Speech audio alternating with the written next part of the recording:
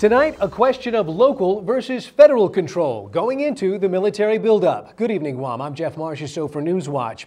If Congresswoman Madeline Berdalio's request is granted, Guam's commercial port could get at least half the $100 million it needs to modernize from the Department of Defense. But the chairman of the local legislature's Transportation Committee doesn't like that idea one bit. Here's Jennifer Robigo. Congresswoman Madeline Berdalio spoke strongly earlier today at a Rotary Club luncheon on a variety of topics. One such topic that she covered was a big disappointment over the loss of the Tiger Grant for $50 million for the Guam Port Authority. She says she was in Washington with Governor Camacho recently trying to find reasons to why this application was turned down. I'm requesting that DOD use its funding to cover the $50 million needed for the port, because of its importance to the military buildup. And they have said yes, they would do this. Berdalio says it could be as early as a couple of months for Guam to see this money surface. However, Senator Tom Atta, who has oversight of the port, is concerned about the source of this funding. Atta says they were banking on getting that federal grant, and since its denial to date, after having multiple teleconferences, no new monies have been found. Atta says DOD has identified $20 million, but for repair and maintenance. We don't need to repair and maintain. We need to knock down 40-year-old structures, rebuild it. We need to expand our yard.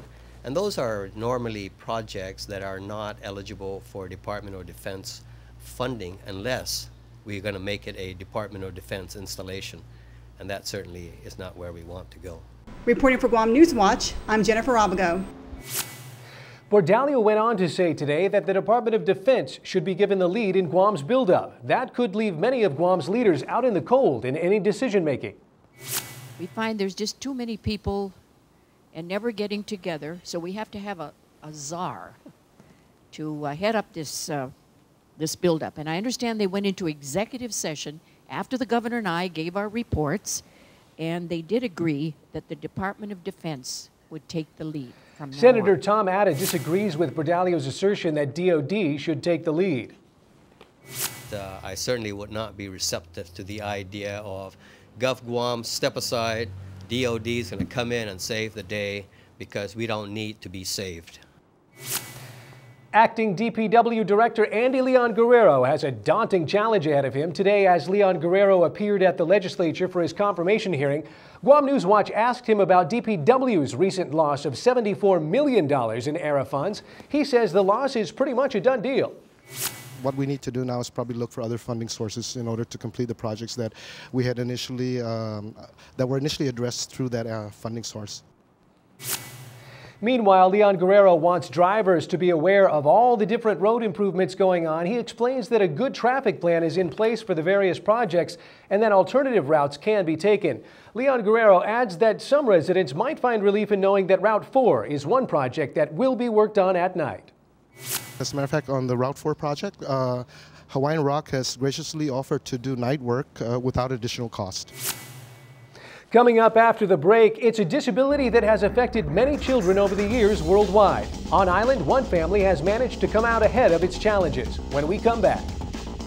Welcome back. Jury selection at Superior Court today for the Attorney General's retirement benefits trial against former Governor Carl Gutierrez and former Retirement Fund Director John Rios.